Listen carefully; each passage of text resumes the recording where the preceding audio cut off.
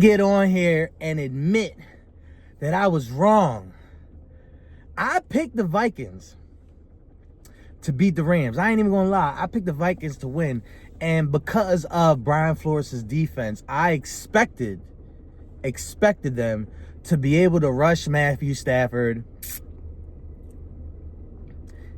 and shut him down, basically, in shorter terms. I was wrong.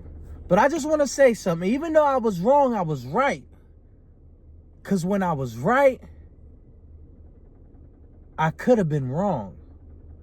I ended up being wrong, but somehow I ended up being right. And what I mean by all that is, in the beginning of the season, and we can have this documented, I kept on saying in each podcast that I didn't believe that the Vikings were for real. And it was mainly because of Sam Darnold.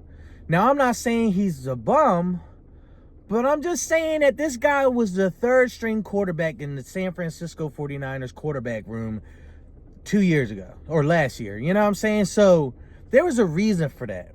There was a reason why they were willing to let him go and cut him and not pay him to be a backup. And he excelled in his role when J.J. McCarthy went down, because he has so many weapons. Addison, Jefferson.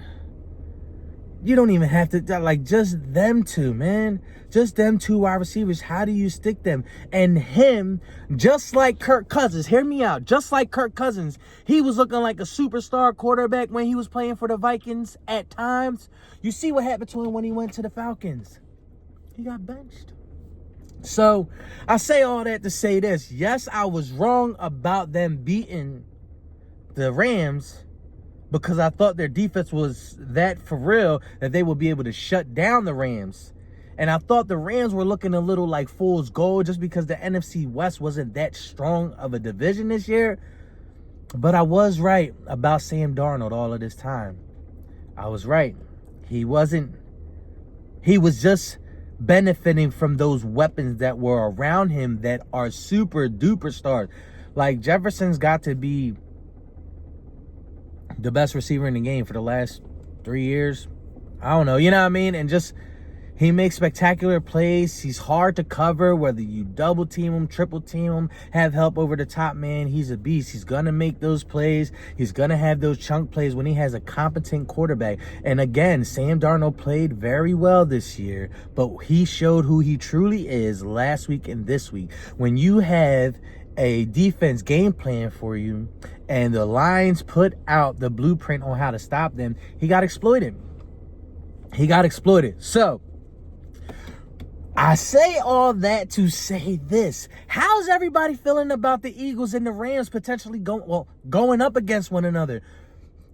The Rams defense is for real. I didn't know this because I haven't watched much of their games this year, but their defense is for real. So I believe, in my own personal humble opinion, that if the Eagles are playing their A game on defense and offense versus the Rams playing their A game on offense and defense, the Eagles are a more superb team. I think that Matthew Stafford is the better complete quarterback.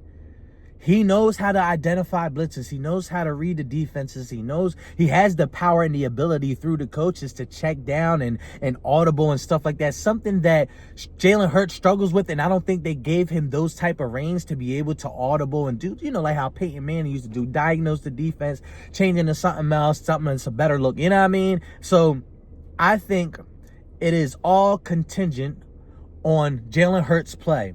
They have to throw the ball in the hashes. They have to do crossing routes. They have to find a way to give A.J. Brown the ball, whether it be jet sweeps, definitely in the quick slants, read options into the slants, something that you just know that he's going to get his hands on the ball and he's going to do what he does.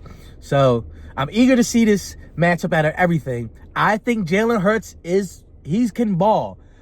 I don't know if he just had a little rust under him, but you're not going to be able to play that way, especially with the way that the defense for the Rams were playing yesterday. If they're coming, I seen the corner blitzes, I seen the stunts, I seen a whole bunch of others, a whole bunch of stuff. Jalen's got to be on point. Jalen's got to be on point. It can't just be going for the home run. It can't be that vanilla type offense. You got to get motions. You got to get... Why not do the 2-back sets with Gainwell and Saquon? And most importantly, for the Philadelphia Eagles, run the ball. You got Saquon Barkley. That's what you brought him in for. Y'all guys are a run-first team. Either way that you dip it, flip it, and sip it, y'all are a run-centric team, run-first team. That's how it should be. Run the ball and then set up the play-action pass. Don't try to get cute. Don't try to make Jalen Hurts Dan Marino. Do what you're supposed to do. Hand the ball off. Give it up. And I believe if you play that quality, run-centric offense, you will not only beat the Rams, but you'll beat them expeditiously. And the defense, they're the number one defense for a reason. I don't really think that there's something for them to be, so to speak, worried about. They be balling. So the defense is going to do what they're going to do. They bailed them out a lot of times this year with these slow starts. What they need to do is score fast, play with the lead, and ball out. We'll see.